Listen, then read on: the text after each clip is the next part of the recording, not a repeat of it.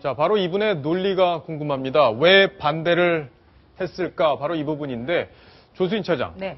김희수 재판관은 왜 반대를 한 건가요? 네. 김희수 재판관이 오늘 그 헌재 결정문 360쪽 정도 되는데요.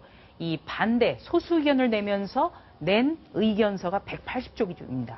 그러니까 헌재 결정문의 절반을 차지하고 있습니다. 예. 네. 그런데 이 가장 중요한 거는 김희수 재판관 같은 경우에 통진당의 어떤 노선이나 통진당의 활동에 찬성한다는 게 아닙니다.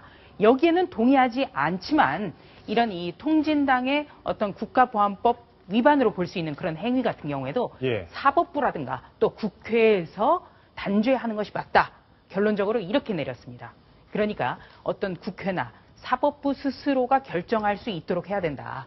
이 어떤 헌재 결정이 자칫하면 걸핏하면 정당 해산 심판으로 이어질 수 있다라는 점을 좀 우려한 것이기도 한데요. 이 김희수 재판관은 개인적으로 1970년대 박정희 독재 정권 시절에 민청학년 사건으로 감옥에 간 분입니다. 아, 그랬군요. 그렇기 때문에 국가보안법에 대해서 스스로 어떤 좀 민감한 이런 성향을 가지고 있고요. 예. 그래서 그 국회 인사청문회 때도 국가보안법 폐지에 찬성했던 인물입니다.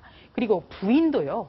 그 1970년대 학생운동을 하면서 긴급조치 위반, 그러니까 양심선언문을 읽었다라는 내용 때문에 1년 동안 그 감옥에서 옥살이를 한 그런 전력의 소유자입니다.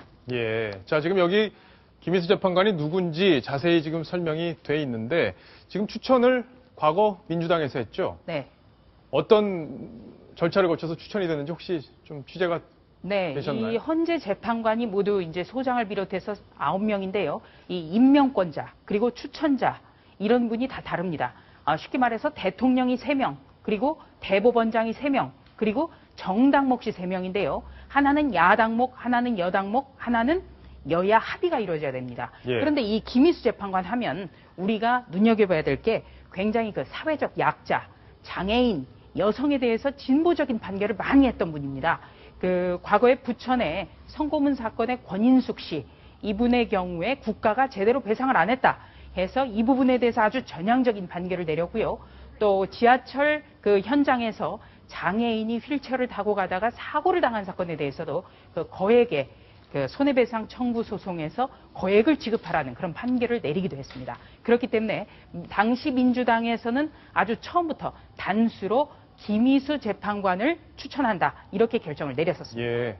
저는 혹시 취재 안 됐을까 봐 조심스럽게 여쭤봤는데 자세히 알고 계셨네요.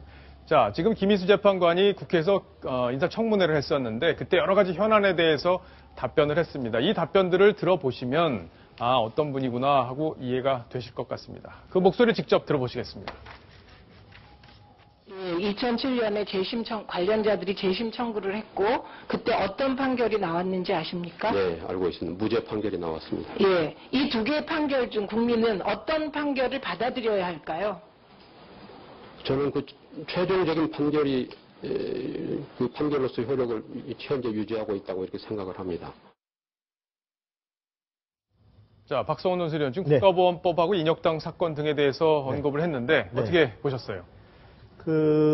지금 인혁당 사건에 대해서 사실 그 재심 청구가 들어갔지 않습니까? 예. 당시 이제 1차 인혁당은 64년 때 이승만 정부 때, 또 2차 인혁당은 74년 유신 정권 때 이루어진 그 사법적인 무리한 판결이었다라는 이유로 재심이 들어갔고, 이게 줄줄이 사실 또 재심이 받아들여져서 무죄가 났는데, 법리상으로만 보면 뭐 여기 김태현 변호사님도 계시지만 그 재심에서 이루어진 판결이 아무래도 또 효력을 지속하는 건 맞다고 봐요. 법률적으로 당연히 갖는 거예요. 여기에는 그러나 개인적인 이제 아마도 아까 저분이 이민청학년 때 사실 복역을 했고 또 2차 인혁당 사건은 사실 그 민청학년의 배후로 지목되었던 사건이기 때문에 개인적으로 아마 그분에 대해 또 여러 가지 생각이 있을 텐데 그것을 겨냥해서 최민희 의원이 물어봤던 것 같고 또 나아가서 국가보안법 관련해서 지금 몇 갈래의 논의들이 있었지만 사실 이분의 김희수 재판관은 자기는 문제가 있는 독소조항은 개정하는 것이 맞다고 본다.